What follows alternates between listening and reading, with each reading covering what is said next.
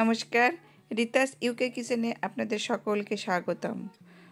আশা করি যে যেখানে আছেন ভালো আছেন, সুস্থ আছেন। আজ আমি আপনাদের সাথে সরপুঁটি মাছের একটি রেসিপি শেয়ার করব। এভাবে সরপুঁটি মাছ রান্না করলে বাড়ির সবাই আপনার প্রশংসা করবে। তাহলে চলুন দেখি কিভাবে এই মাছ আমি রান্না করি। একটু বড় সাইজের 3টি সরপুঁটি মাছ নিয়েছি।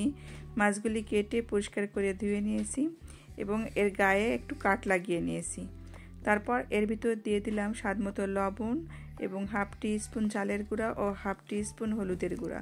সব কিছু দিয়ে এখন ভালো করে আমি মাখিয়ে নেব। মাছ ম্যারিনেট করে আমি 10 মিনিট রেখে দেবো। লবণ হলুদ ভালো করে মাখিয়ে নেওয়ার পর এর উপর দিয়ে দেবো 1 টি স্পুনের মতো তেল দিয়ে একটু মাখিয়ে রাখলে মাছ ভাজার সময় কিন্তু কড়াইতে লেগে যাবে না। এবার ফ্রাই প্যানে মাছ ভাজার জন্য পর্যাপ্ত পরিমাণ তেল দিয়ে নিলাম। তেলটা একটু গরম হলেই তারপর মাছ দিয়ে দেবো ভাজার জন্য।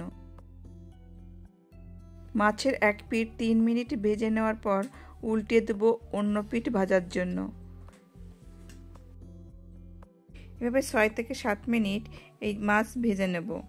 মাছের কালার যখন লাইট ব্রাউন হয়ে যাবে তখন প্যান থেকে তুলে নিয়ে ওই একই তেলে আমি আরও একটি মাছ একইভাবে ভেজে নেব। এই রান্নাটি আমি কাঁচামরিচ দিয়ে করব, তাই আমি এখানে 6টি কাঁচামরিচ নিয়েছি। কাঁচামরিচের পরিমাণটা আপনারা আপনাদের পছন্দ মতো কম বেশি করে নিতে পারেন। এই কাঁচামরিচ ব্লেন্ডারে আমি ক্রাশ করে নিয়েছি। এরপর নিয়ে নেব আমি 2 টেবিল স্পুন সরিষা। এই সরিষার সাথে একটি কাঁচামরিচ দিয়ে আমি ব্লেন্ড করে নেব। সরিষার সাথে কাঁচামরিচ দিয়ে ব্লেন্ড করলে সরিষা দিতে হয় না। এখন এই সরিষার পেস্টের সাথে হাফ টি স্পুন হলুদের গুঁড়া এবং 1 টি স্পুনের মতো সরিষার তেল এভাবে ভালো করে মিশিয়ে নিলাম। এই সম্পূর্ণ রান্নাটি যদি সরিষার তেলে করা হয় তাহলে টেস্ট কিন্তু আরও বেশি বেড়ে যায়। আমি অবশ্য এখানে সাদা তেল ইউজ করেছি এবং সাদা তেলের মধ্যে দিয়ে দিয়েছি হাফ কাপ পেঁয়াজ এর সাথে আমি সামান্য লবণ দিয়ে দিলাম যাতে পেঁয়াজটা তাড়াতাড়ি ভাজা হয়ে যায়। আরও দিয়ে দিলাম 2 টেবিল স্পুন মতো পেঁয়াজ বাটা। পেঁয়াজের কালার যখন লাইট ব্রাউন হয়ে যাবে তখনই পেঁয়াজ বাটা দিতে হবে। এবার পেঁয়াজ বাটা দিয়ে পেঁয়াজের সাথে ভালো করে ভেজে নিতে হবে। এরপর যা অ্যাড করলাম হাফ টি স্পুন হলুদ দিয়ে একটু নেড়ে চেড়ে নেব। এতে করে রান্নায় কালার কিন্তু খুব সুন্দর আসে। এবার দিয়ে দিলাম হাফ কাপের মতো জল দিয়ে ভালো করে নেড়ে চেড়ে মিশিয়ে একটু কষিয়ে নিলাম। তারপর দিয়ে দিলাম আমি সেই কাঁচামরিচ বাটা।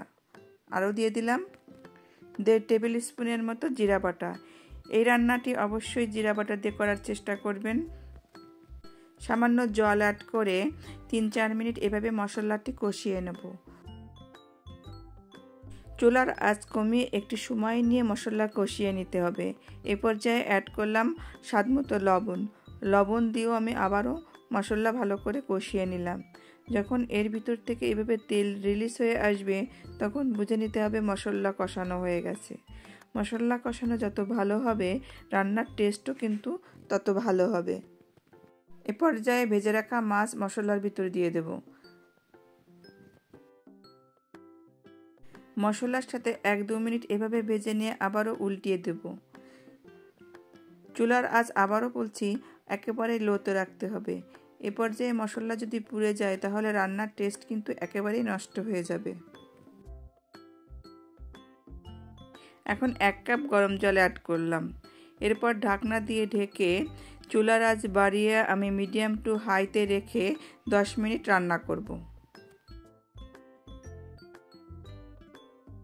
5 মিনিট পর ঢাকনা খুলে মাছগুলি একবার উল্টিয়ে দেব।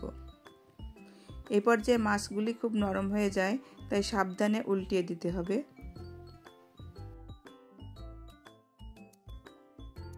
আবারও ঢাকনা দিয়ে ঢেকে রান্না করব। এখন চুলার আঁচ কমিয়ে আমি মিডিয়ামে রাখব। এ পর্যায়ে দেখে নিতে হবে লবণের পরিমাণ ঠিক আছে কিনা।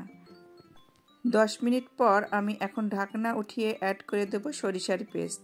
প্রথম 5 মিনিট আমি হাই হিটে এবং শেষের 5 মিনিট আমি মিডিয়াম হিটে জাল করেছি। সরিষা পেস্ট দিয়ে খুব সাবধানে নেড়েচেড়ে মিশিয়ে দিতে হবে।